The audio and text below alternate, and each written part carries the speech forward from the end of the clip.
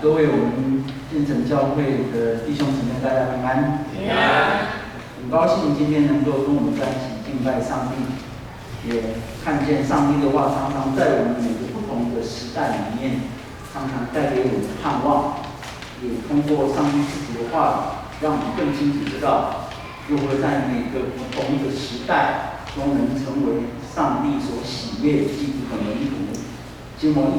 同心来祈祷。创造宇宙万物，也特别赏赐我们人类有上帝自己的形象，让我们的生命在人生每个时刻都有机会来体验上主你无尽的恩典与赐福。我们感谢你，因为你看我们是宝贝，常常在我们生命每个时刻来引导我们，来保护我们，来带领我们。我们恭敬将今天的礼拜仰望主你亲自的保守带领，特别通过圣灵的保守，让我们心灵与诚实能够与你亲近，也让我们生命得着主你的改变。我们这样祈祷，奉主耶稣基督的圣名。阿门。感谢我们刚刚的敬拜赞美团，特别用3首诗歌来带领我们的礼拜。这3首诗歌里面，也一直在提醒我们，特别在第2首《让我》这首诗歌当中，也特别在提醒我们如何学习顺服，以圣洁为装饰，也让我们的爱人不是一个虚假，敬拜不是看方式，赞美不是看他的这个表面，看他的美丽的一个言辞，更重要是从心灵跟诚实真正来学像主耶稣基督的样式。我个人目前是在台湾基督长老教总会的研究与发展中心担任主任。总会的研发中心每一年有一个很重要的工作，就是要统计我们台湾基督长老教会的教士。这个教士包括我们有多少教会、多少信徒、有多少奉献，这是每一年一个很重要的工作。最近在今年的4月底，刚刚完成我们2018年底台湾基督长老教会的教士统计。到2018年的12月31号，台湾基督长老教会目前我们有1269间的教会，有将近26万的信徒，就是25万8千多的信徒。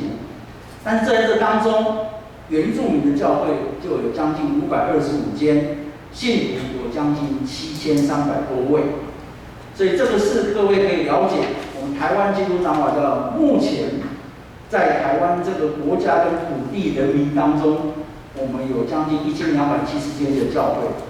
每一个礼拜天就像今天一样，我们这1269间的教会用多少语言礼拜，你们知道吗？建成教会我们用2种语言做礼拜，但是各位知道，晓不晓得今天台湾基督长老教会每个礼拜天用多少语言做礼拜？有人知道吗？超过18种语言来做礼拜，当中有10种语言以上是我们的台湾的原住民族各族群的族语跟母语。台湾基督长老教会鼓励每一个台湾的原住民族用自己的母语来认识上帝，来分享基督的信仰。像我今天穿的这一件背心是太鲁阁族的背心，太鲁阁族也是我们台湾基督长老教会原住民当中最早信主的一个族群。所以我们会看见上帝赏赐台湾有这么丰富多元的文化跟语言，让我们住在台湾的人民更加去体会上帝无尽的恩典跟慈爱，在我们台湾人民当中，也在台湾基督长老教155年的历史里面，常常提醒我们，这是上帝特别的赐福在我们当中。早上，当我们刚刚在念诗篇第15篇的时候，这一篇的作者特别提出个问题，就是什么人可以有资格来到上帝的圣殿，来到教会来敬拜上帝？我们会很清楚看见，当我们知道上帝通过他自己成为人来到世上，这道成肉体，耶稣在世上33年，到最后用自己的生命死在十字架上，担当人类所有的罪，包括你跟我。虽然2000年前死在十字架上的时候，我们都还没出生，但是他已经为我们完成这样的救赎，用他自己的生命牺牲在十字架上，让我们每一个时代借着相信，可以成为上帝所喜悦、重生得救的基督徒。这不是我们有好的行为，是因为我们相信、确认2000年前耶稣死在十字架上，也为我死。借着这样的告白，我们成为基督徒，我们也通过受洗的一个外在的形式，让我们清楚知道，我生命的主权、生命的主人不是自己，而是上帝。所以，当我们看见诗篇15篇的作者在问，到底今天有没有设什么条件，包括建成教会有没有规定，什么人可以来教会做礼拜，什么人不能来做礼拜？不可否认，台湾基督长老教有一些在某些时代，我们曾经有设一些规定，要求你，如果你的这个职业不是很正当的职业，你不要来做礼拜。要求你今天如果穿着没有正式的话，不能来做礼拜。包括如果今天你穿凉鞋来的话，要考量是不是在外面脚洗清洁才能进来。但是各位都知道，伊斯兰教、回教的信徒去他们的礼拜的时候，一定要怎么样？要清洁呢，对不对？要洗什么？洗手、洗脚，表示他们今天是一个用清洁的心跟身体，更重要的是代表他清洁的一个生命，来到他们所敬爱的上主的前面。今天我们很重要的是，到底我们如何用什么样的态度来到上帝的面前？如果诗篇第15篇的作者，其实他会告诉我们，上帝没有设定任何条件，让我们要在哪些条件底下来亲近他，反倒是让我们清楚知道，上帝提供一个无尽的恩典、赐福跟盼望给我们，让我们每一次来亲近他的时候，能够更加跟他建立亲密的生命的关系。也因着这样的过程，我们学习成为一个基督的门徒。所以从刚刚我们所念的诗篇15篇，我们大概可以从3个方面来看见，从作者个人的生命跟信仰经历里面，如何来成为一个真正的一个基督的门徒。第一，要成为基督的门徒，要成为一个谦卑顺服上帝旨意的人。第一个要件是要成为一个谦卑顺服上帝旨意的人。在新标点和合本里面，特别在这个诗篇第15篇第2节这样记载：来到上帝面前的人，就是他行为正直、做事公义、心里说诚实话的人。也就是说，今天基督徒我们的行为的正直跟公义的前提，是因为我们愿意在我们的身上活出上帝的旨意。有这个前提，我们今天才愿意来亲近上帝。因为亲近上帝唯一的条件，就是我们愿意听到上帝的命令、他的指示、他的提醒跟要求，所以我们来亲近上帝。第二个，亲近上帝唯一的目的，就是我们愿意很欢喜来实践上帝的旨意。所以各位亲爱的弟兄姊妹，这2字很重要哦。到底我们为什么要来亲近他？除非你愿意听到他对你说话。第二个，听到之后，你愿不愿意去行？如果这2个都是否定的话，请你不要来教会，请你不要亲近他，请你不要读圣经，请你不要祷告，因为你在欺骗上帝。各位不要忘了，当你今天亲近上帝的时候，上帝知道你的态度是什么，你的动机是什么。诗篇15篇一开始就告诉我们，如果你的行为正直、做事公义、心里诚实的人，你才来亲近他。否则你的精进是自我欺骗，外在看到你的敬虔，内心却不是真正要跟随耶稣基督的脚踪。刚刚我们所唱的3首诗歌都在提醒这个，特别第2首诗歌在讲让我的时候，也是在告诉我们怎么爬上属灵的高峰。怎么爬上属灵的高峰？如果不愿意顺服，免谈。各位，亲近上帝第一个要件，谦卑顺服上帝的旨意。如果不愿意这样，不要来找上帝，因为你是自我欺骗，在欺骗别人，甚至来教会也是欺骗牧师跟欺骗长老，甚至是欺骗自己的父母亲，因为你不是真正愿意成为基督的门徒。亲爱的弟兄姊妹，当我们今天每一次，不管你自己的灵修，你自己的读经，你自己的祷告，你跟弟兄姊妹一起聚会礼拜，都要时时刻刻提醒自己，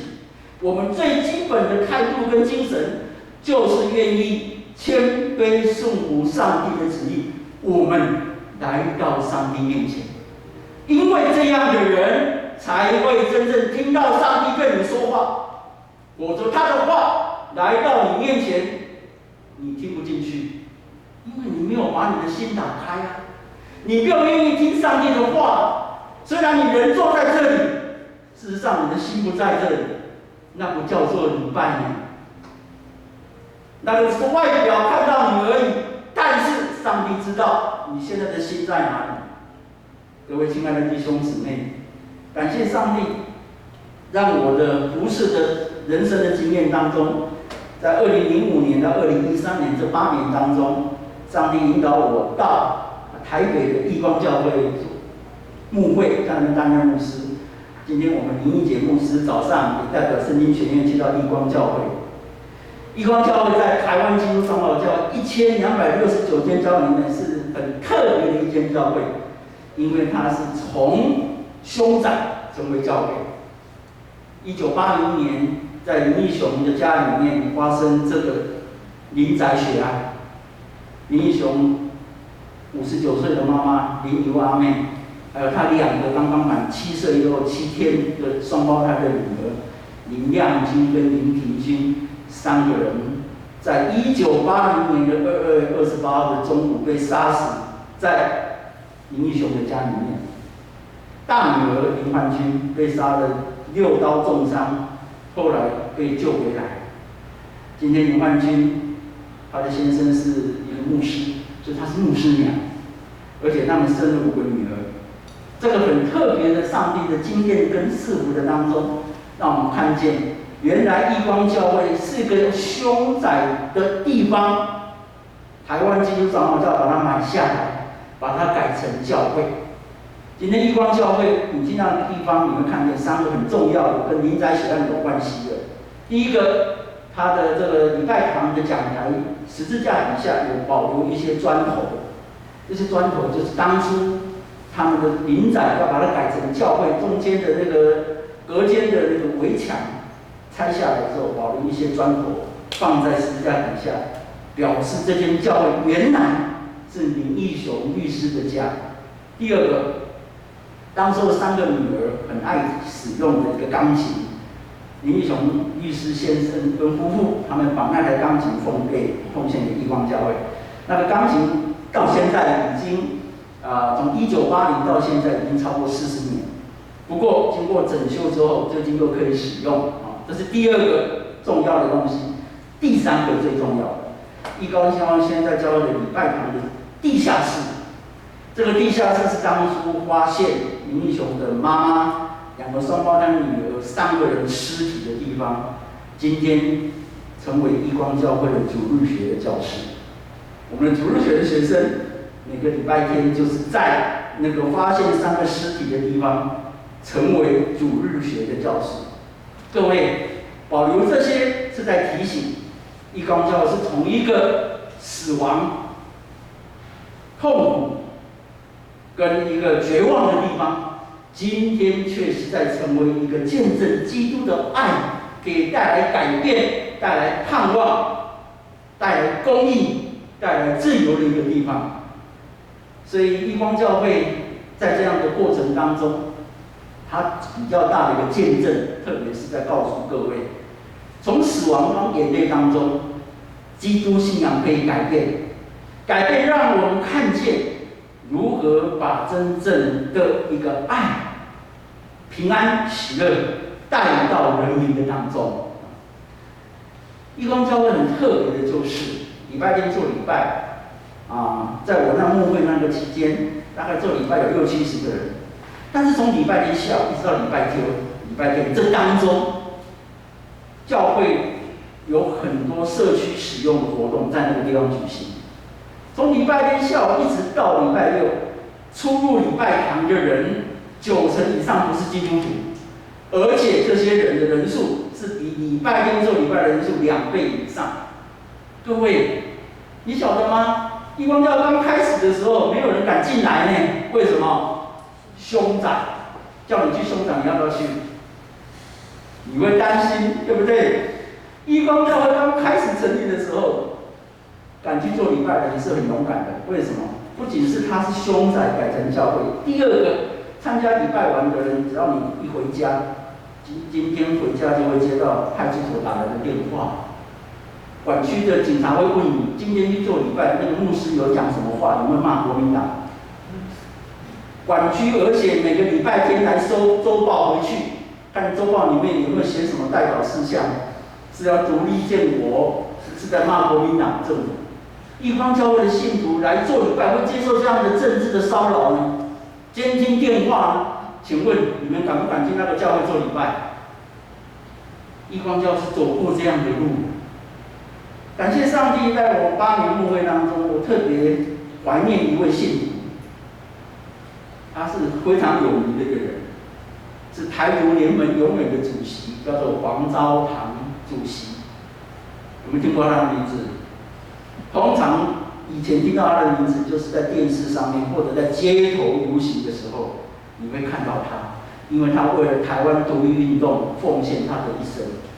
也为了台湾独立运动。他去日本留学，32年成为黑名单，不能回到台湾。1992年，台湾国民党政府黑名单解除之后，他回到台湾。他想到，如果今天他要去做礼拜，他唯一愿意去的地方就是义光教会，因为那是从血案的地方成为教会看见上帝恩典的地方。黄昭宏弟兄很喜欢唱圣诗。很多次，当我在做礼拜当中的时候，当我们站起来唱圣诗的时候，因为他比较胖，没有办法站在椅子跟椅子当中，他一定要站到走道当中唱圣诗。我在那个讲台上面看着他边唱圣诗边流眼泪。他在圣诗当中就看见他的生命如何经验上帝的恩典跟慈爱，因为上帝的全能。平安喜乐在他的生命当中，让他有力量，让他有这个信心，有勇气，为了台湾独立运动奉献他的一生。面对那么多的苦难，面对那么多的一个批评、指责过程的当中，他如何坚信要成为一个谦卑顺服上帝旨意的人？2007年，当我们义光教会成立25周年。我们出了一本特刊，我们特别邀请黄昭宏弟兄，请他写一篇信仰见证。他说我不会写文章，特别我没有真正把国语学好。他说你们可以有人来帮我采访，把他的一个信仰见证把它写出来。后来写出来一篇，名字叫做《黄昭堂的忏悔录》。你们有没有人写过忏悔录？要写忏悔录，通常你要让年纪到某一个程度的时候才会写。黄昭宏弟兄竟然在我们25周年的特刊里面，他做的信仰见证是：我的忏悔录里面，我要说我没有资格成为基督徒。如果不是上帝的全能、恩典跟慈爱，我没有资格成为基督徒。各位亲爱的弟兄姊妹，2011年11月17号，王长老弟兄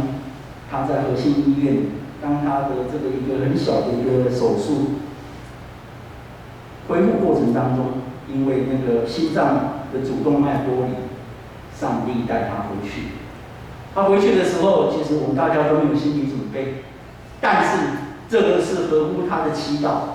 他常常祈祷说，当他离开世上的时候，不要造成别人的麻烦。各位亲爱的弟兄姊妹，做一个基督徒，如何在生命当中常常确信成为基督的门徒，是一个谦卑顺服上帝旨意的人。义工教会还有一个见证，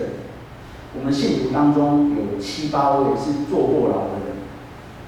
我不晓得见证教会里面有没有坐过牢的人成为信徒。一听到一定很担心，也不敢让他来参加，对不对？但是义光教会的这些信徒，不仅成为我们弟兄姊妹，还成为义光教会的长老跟执事呢。当然，他们不是去抢劫、去杀人，因为这样做了，他们是因为主张成为政治犯、成为良心犯而坐牢的人。而且他们大部分坐牢的时候还不是基督徒，是出监牢之后，因着义光教会的一些信徒的关心带领之后，他们受洗成为台湾基督长老教的信徒，也成为义光教会的长老跟执事。用这样的一个见证在分享给我们各位知道，在义光教会里面的信徒里面，我们在努力，跟其他教会信徒都一样，确信今天要成为一个基督的门徒，第一个要件，谦卑顺服上帝旨意的人，这样子我们才能够知道上帝要我们做什么样的人，而且我们愿意成为这样的基督徒，才能真正成为基督的门徒。第二个，成为基督的门徒还要进一步真实用生命来归荣耀上帝的人，真实用生命来归荣耀上帝的人。诗篇第15篇第3节到第4节的上半段，我们的这个新标点和合本是这样写：他不以舌头来残谤人，不恶待朋友，也不随火来毁谤邻里。他眼中藐视毁类。各位亲爱的弟兄姊妹，上帝赏赐给我们人类的身体有各种器官，但是对基督徒来讲，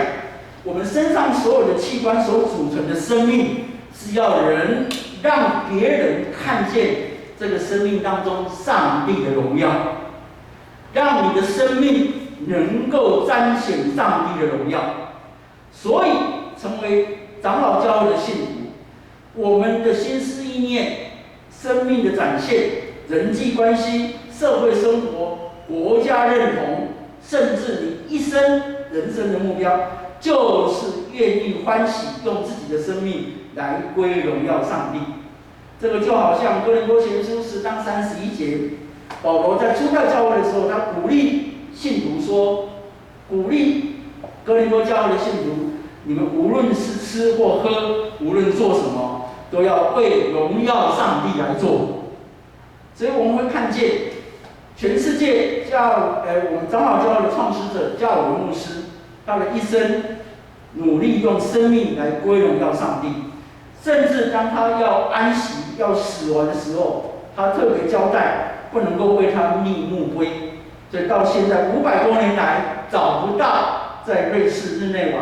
找不到加尔文牧师的墓碑。为什么他不做墓碑？因为他说，当你看到某一个人的墓碑的时候，看到上面写约翰加尔文哪一年几月几日出生，哪一年几月几日安息，想到这个人一生所做伟大的功名成就，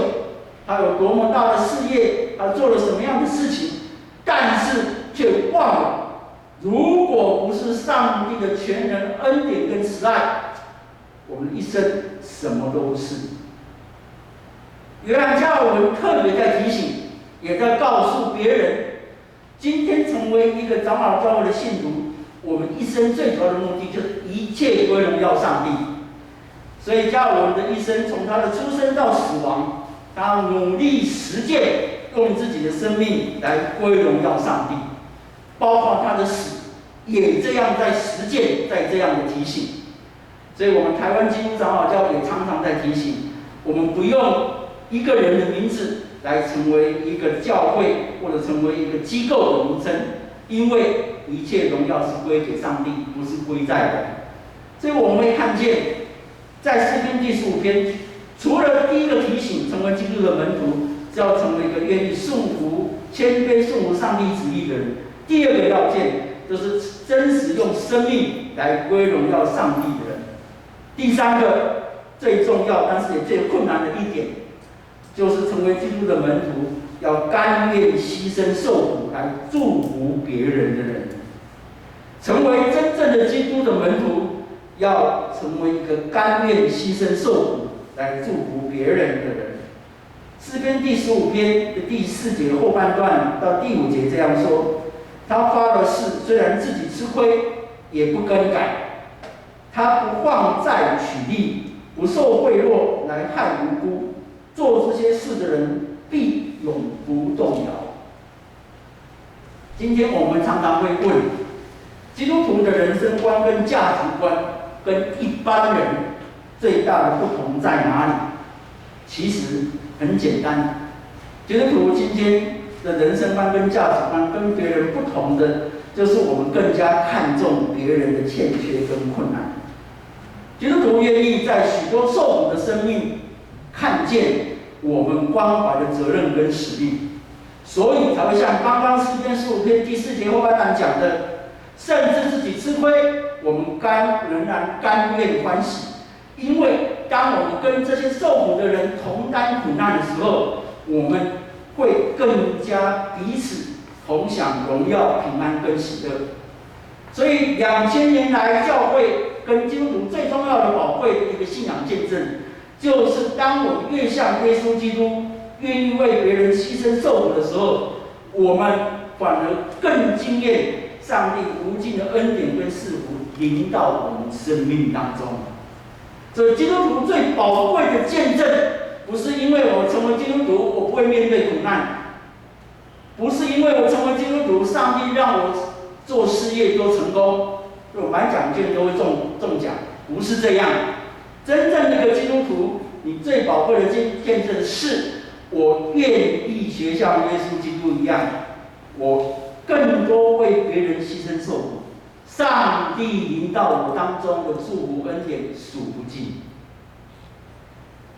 我手上拿的这一本书是2017年3月份前卫出版社所出版的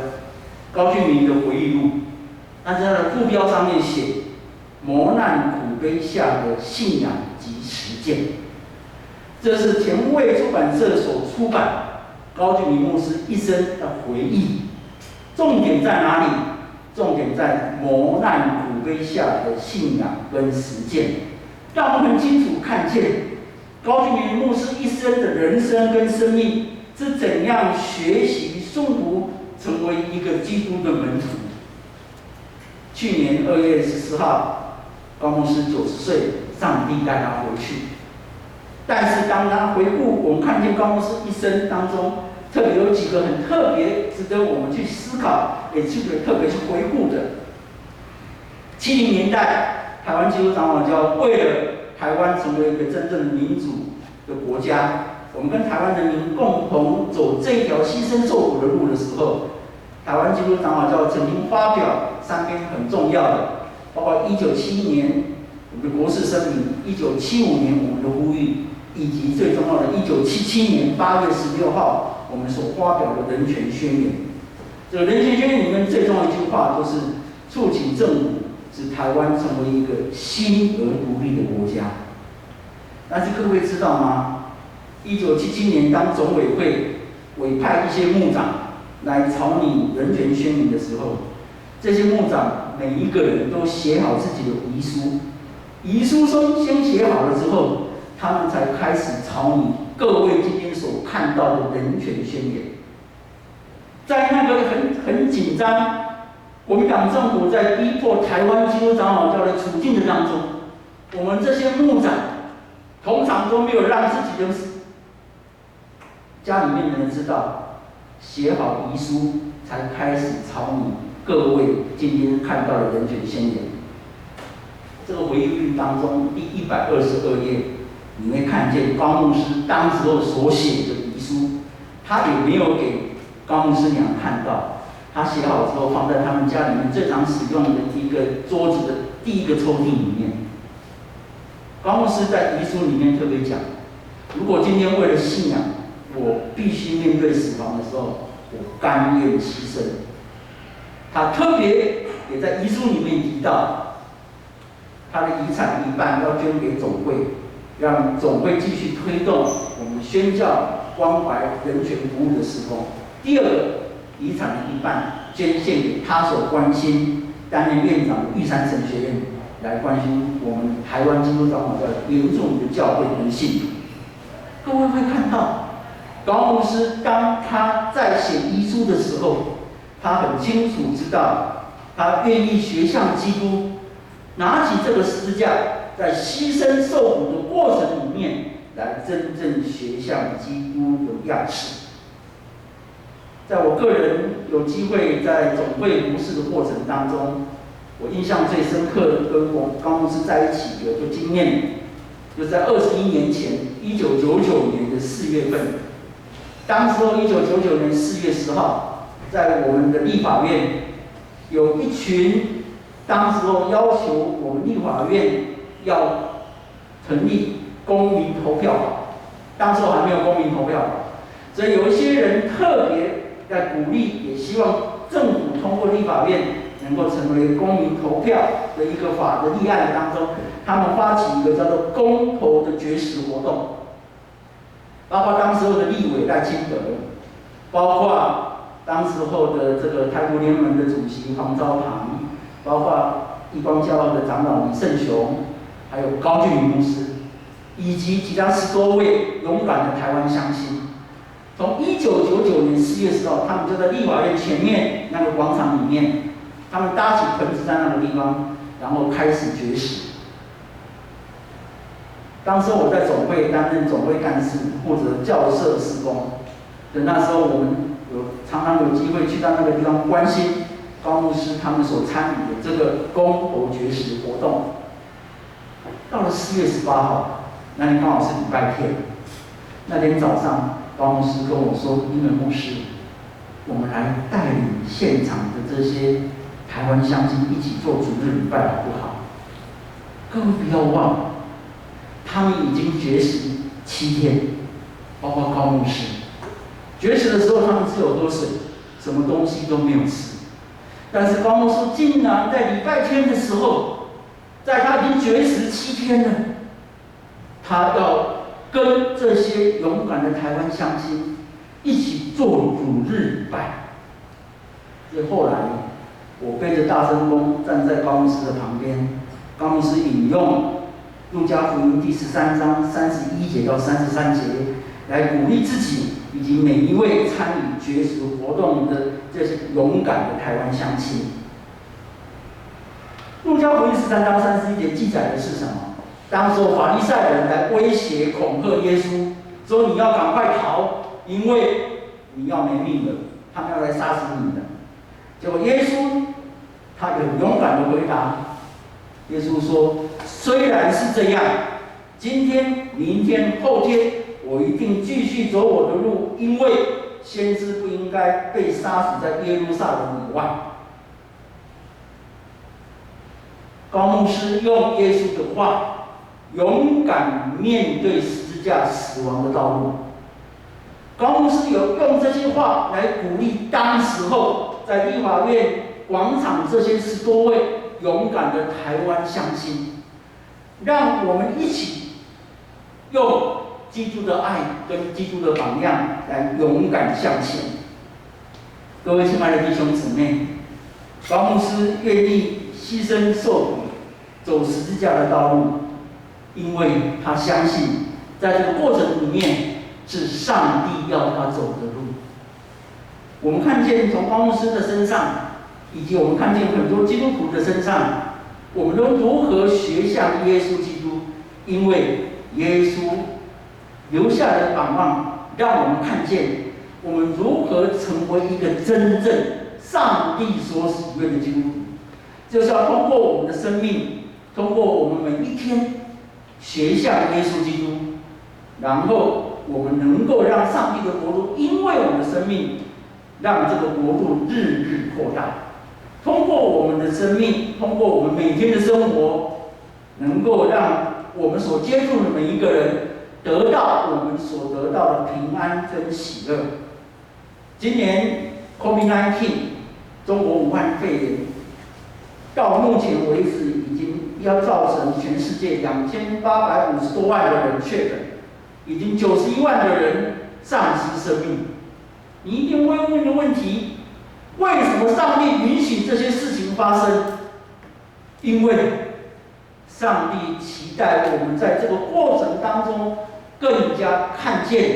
我们的责任跟使命。不要忘了，每一个人类的生命，上帝看为宝贝，因为是上帝创造的，是上帝疼爱的。每一个生命的苦难眼泪，上帝都知道，不管他是不是基督徒，不是基督徒，不同的信仰，甚至没有信仰的人，他的生命，上帝也是看为宝贝。我们今天如何在这样的一个信仰告白里面，更清楚知道，上帝通过很多苦难，在提醒我们如何成为一个真正基督的门徒。我们敬拜赞美的歌，我们从上帝的话语所领受的一切，我们每一次来到上帝面前，重新的决志与委身，都是在提醒我们，不是做一个外表的基督徒，是真正从你内心里面有改变，然后把这个改变带到你每天的生命跟生活、跟人的接触、跟社会国家的接触。因为在这个过程当中，我们要让上帝的国度得到改变跟扩大。今天很高兴代表我们总会所设立的圣经学院来到我们当中，感谢我们建成教会以前到现在对圣经学院的关心、代表与奉献。圣经学院是我们总会所设立，为了做平信徒训练，以及让我们有机会通过圣经学院的场地、空间安排的课程，让我们可以得到更多平信徒的训练跟培养以及造就。愿我们在今天圣经学院的奉献组织当中，通过我们关心代表以及我们的奉献，再一次来关心圣经学院，也提醒我们自己每一个人，向前的角度里面，我们继续努力学像耶稣基督的榜样，让我们的生命常常成为别人盼望的记号。请我们同心来祈祷。亲爱的上帝，谢谢你，再次让我们看见你如何期待引导我们，你看重我们，你也常常通过保罗的话在提醒我们。在哥林多前书11章第1节，保罗说：“你们要效法我，像我效法基督一样。”我们看见保罗这么勇敢，向别人告白说：“你们要效法我，因为我已经效法基督。”求你加添我们的信心、能力与力量，加添我们坚持走十字架道路的这种决志跟委身，也让我们在未来向前脚步的当中，常常学像基督耶稣一样，来将我们的生命成为别人盼望的记号。求你将圣灵的力量时刻加添在我们当中，让我们一生荣耀主你的圣名，也将我们周遭所有的人所面对的一切学习，看成我们的责任，看成我们的使命。我们仰望你，将我们的生命再一次交托主自己的圣灵保守与带领，一生荣耀你，利益别人，造就别人，祝福别人。这样祈祷，奉主耶稣基督的圣名，阿门。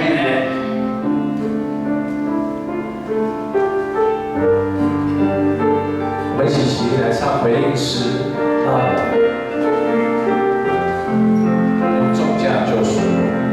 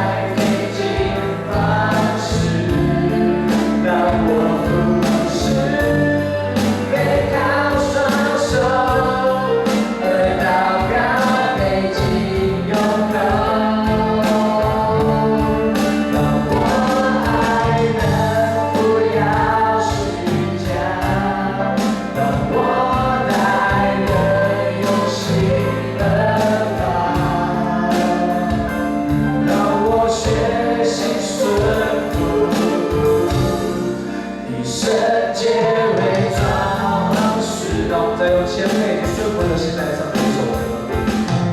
用重价救赎我，使我脱离罪恶的，叫我这不配的